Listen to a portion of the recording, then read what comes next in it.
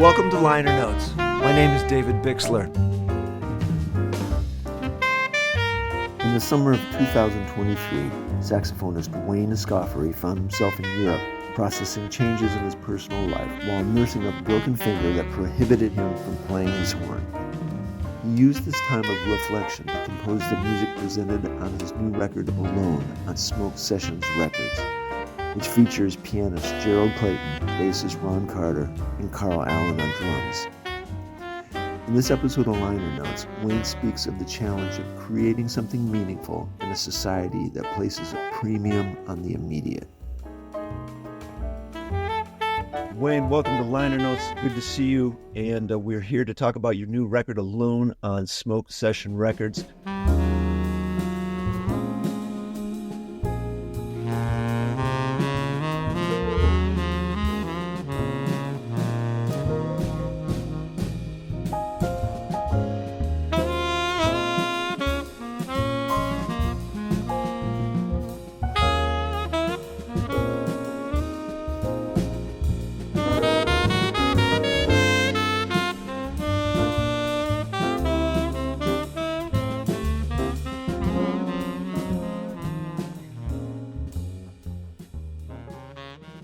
Which features an all-star cast, 3 generations of musicians. Ron Carter on bass, Carl Allen on drums, and then Gerald Clayton on piano. Congratulations on the recording. And, I want to jump in, the title Alone. From what I've read, it carries some meaning for you going back to summer of 2023. And you're on sabbatical, you're in Europe. And maybe as much as you care to go into detail, it seemed like it was kind of a trying and soul-searching time for you that produced some very melancholic music, in my opinion. I mean, it's beautiful, man, but, after I listened to it and then I kind of read what the vibe was, and then it kind of clicked in where a lot of this was coming from. So I'm sure you have a lot to speak about session and about your music and your process. Sure. You pretty much gave a good synopsis. I was in Europe traveling on tour. I actually came back for some work to do some recording. And while I was in New York, I broke my finger. And so that kind of changed the rest of my summer. I couldn't play for, a couple of months, about 9 weeks. So I ended up going back to Europe, but, not playing. I did keep a few engagements and just did the bare minimum, but, I was advised not to play. And then during that time, I was kind of, like you said, it was a time of reflection because I had to come out of a long relationship, in fact, a few different relationships, but, so it was just a lot of time being alone, being without my saxophone, which is generally, what I use as a coping mechanism and what I use to kind of, fill my time and fill any void that I might have, in addition to, of course, making music and being creative and also the music itself. Jazz itself is a great community, and, having my instrument is kind of a gateway into that community. So it was a little bit difficult trying to figure out kind of what was important to me and how I wanted to spend my time. So I ended up writing and kind of thinking a lot about music in addition to other things. And so that's kind of how this project was conceived. All right. So you have several originals on it, along with some standards. It looks like this is on vinyl, and there's 6 tracks on vinyl, and then a couple, you have Stella and Since I Fell For You that are available online. Of your originals, what I found very intriguing was the Ice Queen. And, it's, I don't know, man, it's kind of creepy, in a positive way. So maybe if you care to, I don't know if Ice Queen is someone that you want to talk about, or if it's like, yeah. I think the title and the music kind of captivates what, who the Ice Queen is. Like, the Ice Queen, that song, there are a few inspirations behind the song. So, first musically, I was kind of thinking more in kind of a cinematic type of way, trying to kind of have a opening theme and have that kind of expand into a larger story, and then come back to that same theme at the end. So, there are a lot of course, musical forms that mimic that, but also kind of, cinematically. And I think I just wanted to kind of tell a kind of story and have some sort of, suspense to it and a kind of eerie sound to it, which I think came across. As far as the Ice Queen, it was inspired by one person in particular, who I spent some time with. And it pretty much describes her on the nail and in fact, on the nose. In fact, she even referred to herself as the Ice Queen, so she had no problem being who she was. But I think in a larger sense, this can be applied, and in my mind, it does apply to a few other people that I've had interactions with. And I think in this era we're in now of kind of social media and this era of having commodities and then throwing them aside, I think it breeds a lot of people with kind of narcissistic tendencies. I think we have this kind of like swipe left mentality wherein you see something good, you check it out, and then you throw it aside and you move on. And I think people and things are becoming more disposable, and I think we're spending less time investing in spending time with each other, learning about each other, taking the good with the bad, and kind of just investing time in each other and in things. And I think, the Ice Queen herself and kind of that idea of kind of people being and relationships being disposable as a larger theme, I think is what that's all about.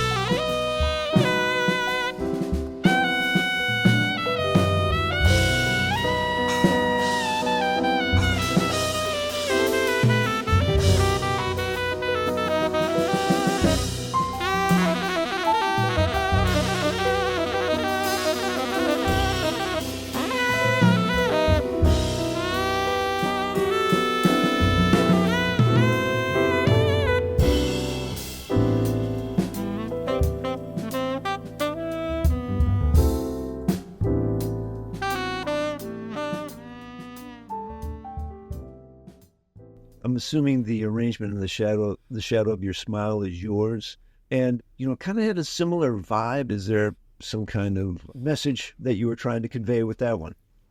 Not necessarily. I mean, it's I wanted it to be a very introspective kind of thing, and granted, there's a lot of storytelling around each song that I've done on this album, but that's not the only concept behind the album. And one of the big concepts behind the album, which is a huge thing, is the fact that there's Ron Carter there. Not only is there Ron Carter, who was on the original Shadow of Your Smile, but there's Gerald Clayton, who's an amazing creative listener, and Carl Allen. So I wanted these pieces to be vehicles for particularly Ron, and also of course Gerald and everyone, to really explore and see where we can go.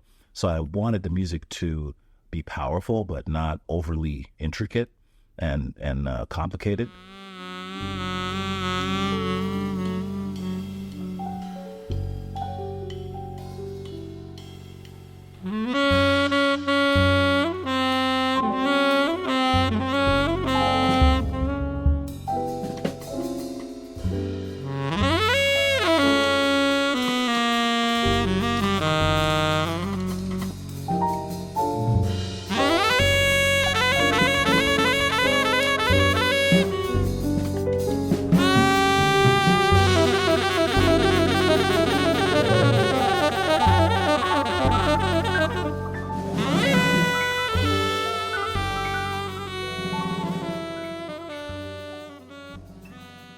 And, arguably, if you listen to, even the Miles Davis, quintet, which Ron, of course, was a huge part of and an important part of. It's not that those pieces were particularly intricate. It's just that they were great vehicles for the band to explore together. And so I wanted to do that and provide Ron and everyone and all of us with that perfect environment. And I thought Shadow of Your Smile, with that kind of arrangement, first of all, it captivated kind of the same mood of the rest of the pieces, and like Ice Queen, a kind of similar vibe. But I think the fact that it was kind of a more modal thing gave us a lot of space to see where we could take it. And so that's part of the reason why we did it that way. I read online that you refer to both Ron and Carl Allen as mentors, or they had been in your career. Maybe speak about your relationship with both of them. Sure. Well, I met really both Ron and Carl while I was a student at the Thelonious Monk Institute. I was among the second class of students ever at the Monk Institute. So it was in Boston at the time. And Ron was the artistic director. So he would come every weekend and work with us for, we'd spend hours and hours with him on the weekends, on Fridays and Saturdays, just us and him in a room for, 4 hours. And so we became very close. We played a lot of music together. He gave us a lot of advice. And then when I moved to New York, I would sit in with his group, and he would invite me to sit in, and even his big band record, I'm on that record. And so we've maintained a close relationship. And in fact, he even played on my graduate recital at school. So we've shared the stage, shared music together in a variety of ways. But I never really officially recorded with him, so that was something that I've always wanted to do. Carl, I met while I was a student at the Institute. While you're at the Philadelphia Monk Institute, one of the great advantages is that they let you study with whoever you want. You can take lessons, for different periods through the semester with pretty much whomever. And I heard Carl playing. Well, I've always been a fan of Carl's playing, especially at that time.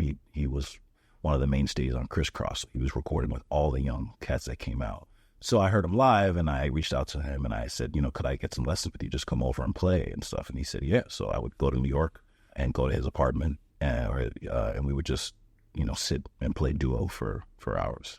So yeah, and he and Carl's on my first record. So that's how we have that. That's how we first met and had a long relationship for that time. And looking at your website, you have a couple projects listed. One is Black Art Jazz Collective. The other is your quartet with Dave Kokoski, Gano Kegwo, and the late Ralph Peterson. And is there a reason that for this record, for this project alone, that you chose the musicians that you chose? Sure. Like I said, I really wanted musicians who I wanted to record with Ron. So Ron was everything. This is all really built around Ron. I wanted to record with Ron, and I had to really be very thoughtful in who I chose to work with Ron, and not just work with Ron, but also who I knew, have big ears and really understand exactly where I was coming from, and really just be very sensitive to this, not only to the music, but the situation. And so not that my quartet wouldn't do that. My current quartet up until now is Mark Whitfield Jr. on drums, and as you mentioned, Dave Kokoski and Ugona Kegwo. And so we've been playing together forever, and they would have done a great job. But I also wanted to put myself in an environment, and a fresh environment, not only having Ron, but I haven't really worked with Gerald Clayton very much. I've always wanted to work with him, and I've really appreciated his work lately with Charles Lloyd and of course the late Hargrove and such. And so I really, and his father's a great bass player, and I knew he would just be sensitive to the situation and know how to listen to Ron and incorporate that into what I wanted. I just had a feeling he would, and he did an amazing job. And Carl has, when you're picking a band, you have to make sure that the bass player and the drummer, they enjoy playing together and have a good lock and have a thing. And Carl has worked with Ron on a number of occasions, in the educational setting and on the bandstand, and I knew that they would gel in a good kind of way. So yeah, that's really why I picked those musicians. I also wanted to ask you, you're from London. You ended up at the Hart School working with Jackie McLean. Was that your first stop in coming to the States? No. Well, when I moved to this country, I left the UK when I was about 6 years old. I say I left. People always ask me all these questions. Why did you do this? Why did you leave? I was 7, so I had any say. My mother left. You didn't have a choice. We left the UK when I was about 6 years old. We lived. She moved around quite a bit. As a single mother and as an immigrant, and just trying to find work in different places. So we lived in Canada briefly. We lived in Florida. We lived in Atlanta, Georgia. And we finally came to Connecticut when I was around 12 years old or so. And that's when we finally stayed at one place for an extended period where, my musical interests started to kind of bloom. Okay. So because I was in Connecticut, I ended up meeting my good friend Jimmy Green. So we're great friends to this day. And he already had known Jackie McLean because he Jimmy grew up in Hartford, where Jackie McLean was. And introduced me to the Artist Collective, which is in Hartford, and introduced me to Jackie McLean, and then that's how I ended up going to the Hart School and all that. You're currently teaching at Yale. How did Jackie's influence on you, how does that inform your teaching with the students that you have? It informs my teaching every day, every minute of every day. So, Jackie McLean, sure, he was an educator, but he was a musician, he's a player. And what he was trying in a variety of ways. What he was trying to do was bring his real world and real life experiences into the collegiate world. And he had no qualms about letting everyone know that, where the music came from, that it was, an African-American art form, it's America's classical music, born out of the African-American experience. He had no problems with, talking about that. The music was, has always been passed down a certain way orally. Like he learned by sitting down next to Bud Powell, and Bud Powell literally, feeding him vocabulary, not necessarily talking about it from, from the technical and theoretical standpoint, but literally, giving him phrases and teaching him the music, kind of like how you would teach someone language. And so I try to, convey all of those same things to my students. So I'm always referring back to Jackie McLean in one way or another. And, I didn't necessarily plan on this being part of my legacy, but maybe in some ways it was meant to be, just because that's kind of where I came from. Obviously, there's been a shift over the last couple of decades. I think Jackie McLean was kind of a pioneer in that he was actually a real player that was teaching at a college, because, maybe 30, 40 years ago, that was not the norm.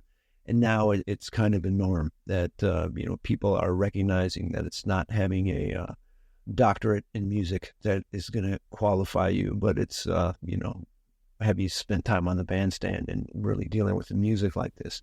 In listening to your playing, you're very well, obviously, like grounded in the tradition with, language and the blues. One of the things that really struck me in listening to your playing was your ability to convey harmonically where you were going. One of the things for myself as a musician, I was kind of always like envious of a pianist that, if they were going to do some kind of, harmonic substitution or whatever, with their left hand, they could support it. And with the right hand, they can play what's going on. But with you, there was just like concrete, like I felt like I was experiencing a concrete, example of a harmonic and melodic combination. I don't know if this is something that you've ever thought about, but there were several times on the recording I thought, wow, man, this is like pretty established of like, okay, what this is on, and I don't know if that's something that you practice. I appreciate you saying that. It's been a long journey, but I've done a lot of study. I've studied the music. I understand the vocabulary of the music, and I've studied the harmony. And I think it's important, in this era we're in of, accessibility. There's an abundance of these musicians have an abundance of technique. Like at this point, it's almost not that impressive when you hear a saxophone player who can play anything. These young students, if they really put in the time, they can go on the internet, check out YouTube, and, a couple of years, they're just destroying the instrument. But it doesn't mean that they understand phrasing, and it doesn't mean that they understand the importance of being able to, like you said, convey specific harmonies and ideas clearly and succinctly. And, if you want, most of our listeners didn't go to Juilliard or Berkeley, so they don't really care if you have a lot of technique or really understand what you're doing. So if you want to actually bring them along and tell the story, you have to figure out a way to do that. And it doesn't mean you can't have a lot of technique and play a whole bunch of all the stuff that you've been working on, but you have to bring them to the place where they can appreciate it. Being able to convey clear harmonic ideas is a part of that. So yes, I spent a lot of time doing that. And I think it's just really important to be able to play the right note at the right time. And I'm constantly teaching my students that. That's something that Ron Carter has always talked about when we were students, being able to play the right notes at the right time.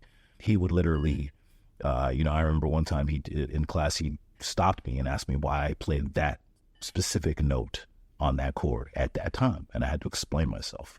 And I don't know that there's that much accountability right now with musicians to being able to do that. And I think it's important. And another thing about related to this and related to the album is that I don't know that there are that many tenor saxophonists out there these days who are committed to doing something like making a ballads album. And not that I would necessarily entirely categorize this as a ballad album, but in many ways it kind of is. I think for me, albums like, Dexter Gordon ballads, John Coltrane ballads, Coltrane and Hartman, these are some of the most important albums as a tenor saxophonist. Ben Webster's, ballads albums. All these albums are like, you know, when I was younger, when I used to hear people like Freddie Hubbard play or whomever, they would have a tenor player, and in the middle of the set, it was time for the tenor player's ballad feature. And even me now in the Mingus Big Band, every time I have to be ready to do a huge ballad feature and bring the whole audience along with this. And so that's kind of a part of the concept of this album too. It's important for me, and it's always been important for me, to be able to tell a love story or tell a melancholy story or tell a story of heartbreak, and to be able to have a full album that does that. I think it's going to have an important place in my discography, just as it has an important place in discographies of like Dexter Gordon and John Coltrane, the people I mentioned. Mm-hmm. I've always thought with like the Coltrane Ballads album that a high school kid or a like young college student could play the notes that were on, because, you know, I think on ballads, Train hardly improvises at all, but it's kind of like the potential, unrealized potential that is holding that entire record up that makes it so heavy. That's so, you know, I hear you with that one. A couple music geek things. Your compositional process. Is there a thing? Yeah, you know, I get asked that often, and I wish I had a better answer, but no, not really. I mean, you know, I use my ears. Sometimes I'll have an idea. A lot of times I start with bass figures. Generally I either start with bass figures or melody. You know, a lot of times I sing melodies, you know, throughout the year, or maybe I'll sing melodies into the iPhone or whatever. And then when I'm in the mood, I'll sit down and I'll go through them, you know, and then I'll work out a song based on a certain melody that I sing or a bass line. And I kind of just go work inward from there. If I start with the bass, then I'll start adding chords. If I start with the melody, I'll start adding bass, and then, you know, the chords usually come last. Yeah, that's kind of how I do it. I mean, you know, it's just pretty random, to be honest with you, and it just comes from whatever inspiration I'm having at that time. I'm lucky that I'm a pretty active sideman, so a lot of times I'm influenced by the people I'm working with at that particular time, which I think is good. I think it's natural. I think in a certain kind of way, each composition and each album is a bit of a snapshot in time as to, you know, kind of what I've been doing in that year, who I've been working with in some way or another. I'm sure you'll hear those influences. When you came to this session, was all the music done? Or were you still workshopping it? Did you have a chance to rehearse and, you know, for Ron Carter say, hey, you know, why don't you try this? Well, I mean, I'm pretty neurotic anyway, so I mean, everything's always done. I mean, I never show up with things not done. So yeah, everything was done. And also, when you're working with Ron, you don't want to show up not having things be completed and your, you know, I's dotted and your T's crossed. You don't want to show up in a working situation with Ron like that. So everything was definitely done and ready to go. Yeah, we rehearsed. I sent everyone the music, you know, a little bit in advance just so they can get an idea. We rehearsed the day before the session, and then we went in the session, we just played. And all of the music is first takes on the album. We just played once, and that was it. That's killing. Have a fair amount of saxophone students checking the podcast out. What does Wayne do in the shed? Well, I mean, I spend a lot of time shedding. You know, of course, as I'm sure you as a musician knows, the older you get, the less time you have to shed. But I always, you know, I practice between 3 and 5 hours a day still. And you know, I was just telling about it yesterday because we're here in Pittsburgh and playing a wonderful venue. And there was a photo of James Moody, and every time I see photos of James Moody or hear James Moody, it reminds me, you know, I knew him a little bit. And he always practiced. Even when he was older, he was practicing 5 hours a day. And he was checking out books like Walt Weiskopf's books and all these different, like, you know, sax books. He was, like, checking them out and, like, you know, working through them. Anyway, as far as what I practice, I spend a lot of time on my sound and on my time. So I do a lot of long tones. I play a lot of scales and patterns, but, like, very slowly. And then I play them very fast. I spend a lot of time just on my technique and being just so that I can get where I need to get when I want to get there. So really I just work on sound and just being able to get around the instrument. And then if I'm working on somebody's music, you know, I'll spend time on that. But it just kind of depends on what's going on at that time. I mean, and, you know, how I practice now is a lot different than how I practiced, you know, 30 years ago. I was very invested in learning the vocabulary of the music. So I did a lot of transcription, a lot of putting things in 12 keys, a lot of learning compositions, and practicing all the things that I was working on in the compositions. I don't do that as much now unless I'm working on somebody's music because, I have a handle of the vocabulary and what I need to play. So. Before I let you go, what's in your future? Was this group, a one-off, or do you hope to record again or tour with them? Or are there other things coming with your other groups, quartet or Black Art Jazz Collective? Well, this year I'm pretty busy with sideman work, which I'm happy about. It's nice to be able to not worry about putting tours together and booking musicians and all that. So I'm happy to take a small break from having to do that. I'm not really don't plan on really touring with this band, but I do plan on playing the music from this album. And I think one of the things that I want to do is maybe play with either local musicians or more all-star musicians, but playing this repertoire from this band, because I think it's nice to be able to interpret this music with different people. So I just did a week in at Black Hat in San Francisco, and I had Carl Allen with me, but I had Ugonna Okegwo, who's my regular bassist, and I had Orrin Evans with me. And it was nice to actually interpret the same music with Orrin and Ugonna, and it was great. Of course, it was different. It's not going to be with Ron and Gerald, but it was different. And so I'm actually kind of excited to do that. I travel a lot to Europe and all over the place, so I'm looking forward to actually playing this music with a variety of different rhythm sections to see how they interpret it. I think that's going to be a lot of fun. So I plan on doing that, this summer and moving forward. And I'm sure at some point I'll start doing stuff with my quartet and Black Art Jazz Collective. I have on my birthday, February 23rd, I turned 50, and I'll be at Dizzy's with my quartet, and also the 22nd with Black Art Jazz Collective at Dizzy's. So that's coming up. All right, we'll try to get down for that, man. Well, cool. Wayne, I thank you for your time. The record is Alone on Smoke Session Records. Be well, and all the best. Great, thanks. I appreciate it. Liner Notes is grateful for the support of Van Doren Reeds and Mouthpieces. Be sure and check out the Van Doren Advisory Studio in New York City for all your sound sculpting needs. Liner Notes is grateful for the support of Arlen's Good Beer in Bowling Green, Ohio. Engineered by Marco Mendoza. Visit his website at engineeredbymarco.com. The theme music is Hide, Seek, Find from my record Beatitude, out on Tiger Turn. Produced by David Bixler. Be sure and subscribe to Liner Notes wherever you find your podcasts. If you like what you hear, I ask that you consider supporting Liner Notes financially. You can do this by going to the Liner Notes tab at davidbixler.com. Thank you for your consideration.